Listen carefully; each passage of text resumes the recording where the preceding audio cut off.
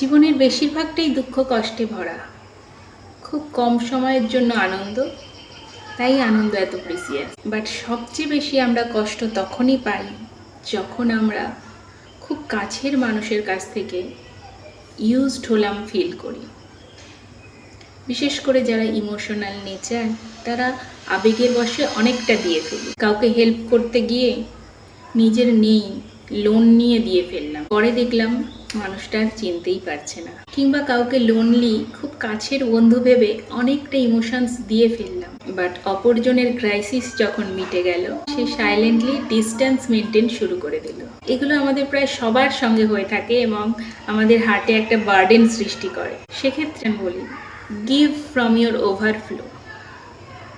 অর্থাৎ নিজের basic need fulfil হওয়ার পরই আমরা অন্যকে দেওয়ার কথা ভাব। আগে নিজেকে ভালোবেসে পরিপূর্ণ করব, তারপর আমরা অতিরিক্ত ভালোবাসাটা অন্যকে দেব। নিজেকে খালি করে কিছু দিলে অন্যের প্রতি যেমন এক্সপেকটেশন তৈরি হয়, তেমনি আমাদের ওই খালি স্থান পূর্ণ করার মানুষ আজকাল খুবই বিরল। So the basic rule is, নিজেকে ভালোবাসুন, নিজের চাহিদা মেটান, অতিরিক্তটা অন্যকে দিন। টাটা।